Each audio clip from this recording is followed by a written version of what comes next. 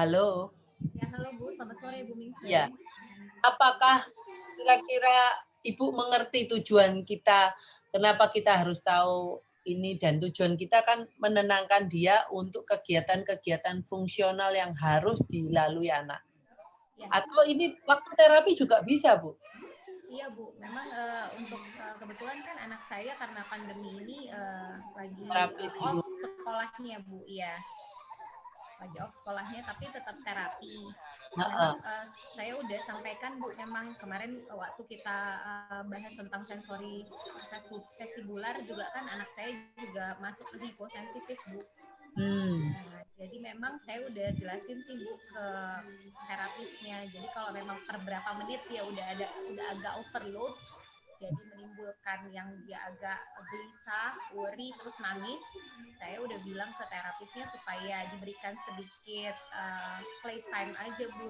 Nah, playtime-nya saya minta ke terapisnya itu main lompat di bola itu Bu, bola besar itu. Oh, bola besar, oke. Iya, paling itu Ya. sih Bu, karena kebetulan di tempat terapinya nggak banyak tidak banyak melakukan fasilitas SI itu nggak banyak.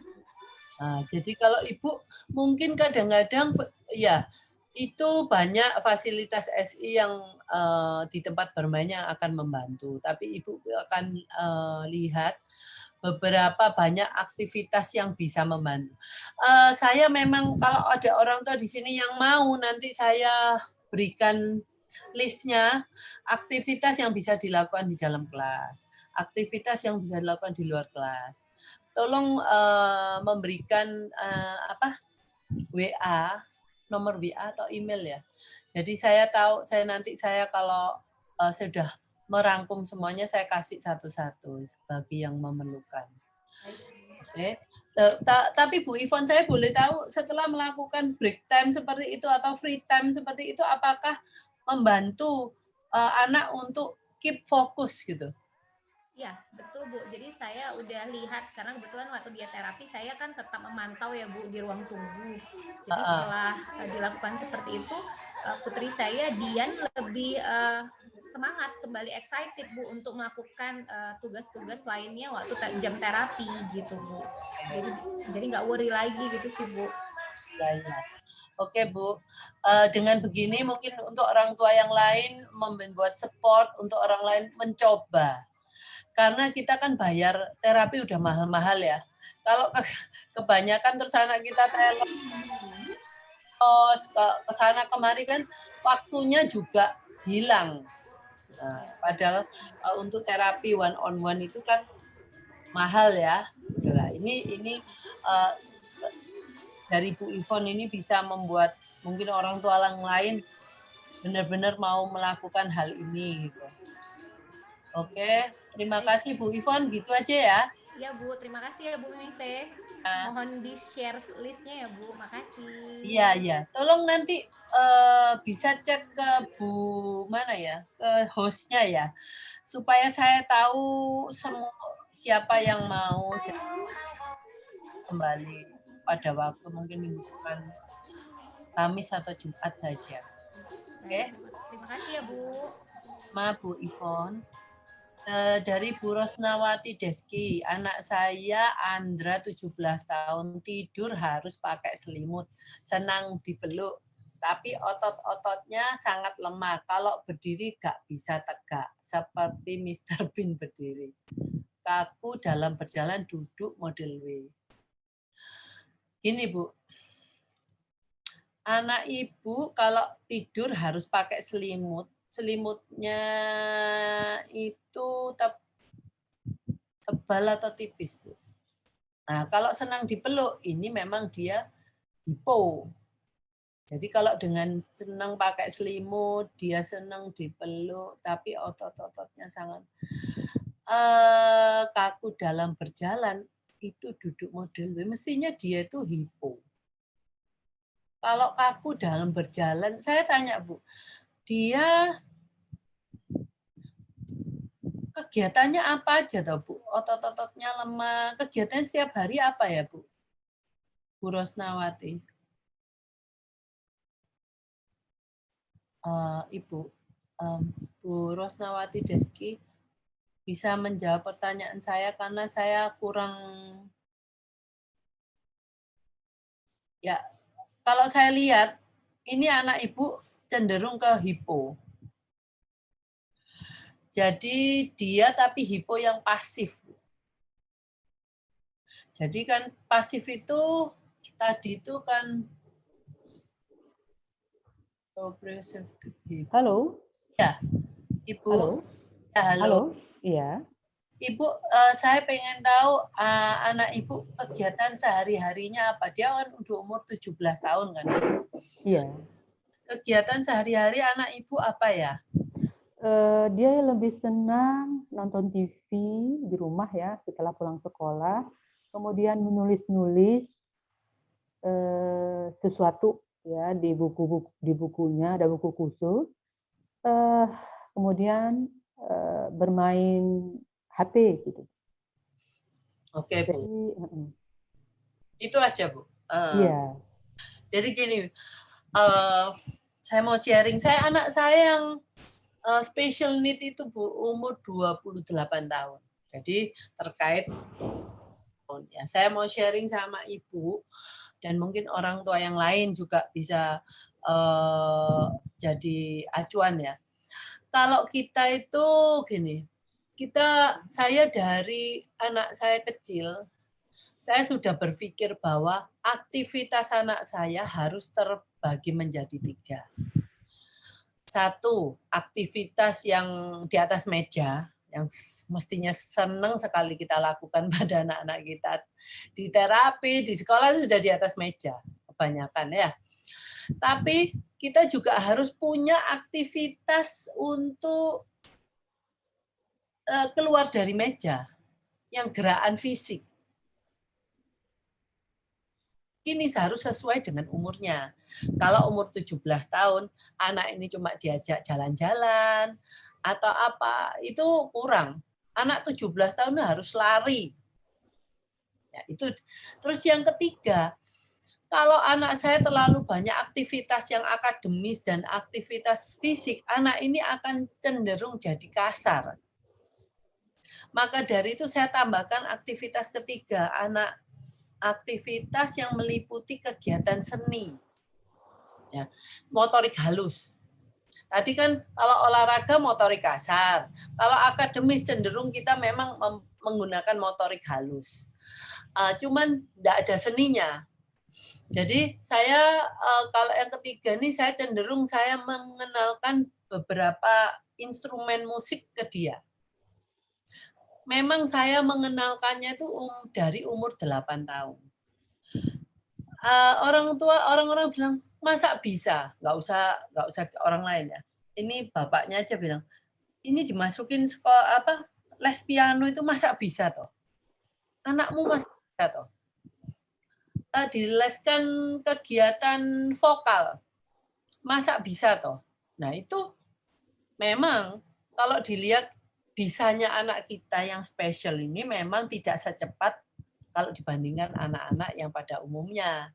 Nah, tetapi itu berhasil pada akhirnya. Memang kalau kalau saya ada advice ya, jangan memberikan pressure kepada gurunya, tapi kita memonitor gurunya apakah mengajar dengan bagus. Kalau nggak bagus ya ganti guru.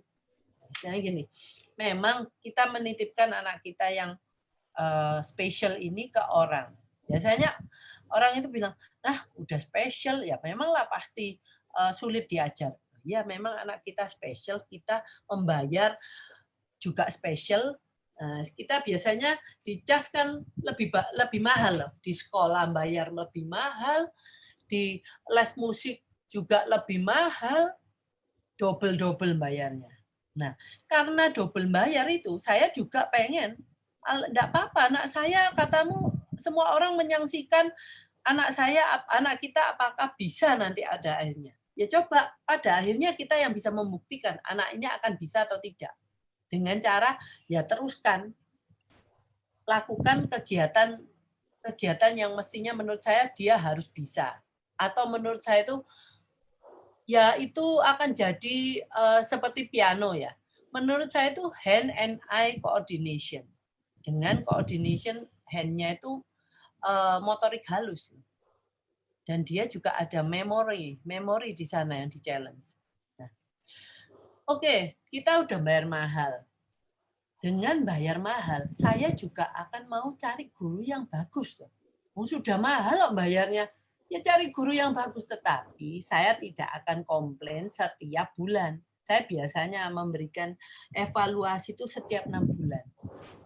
Lumayan kan, gurunya supaya nggak terus, wah gimana Bu, anak saya perkembangannya apa? Kalau 6 bulan kan sudah ada yang dibicarakan. Kalau tiap bulan itu kayaknya kadang-kadang untuk anak-anak special need itu nggak ada yang bicarakan.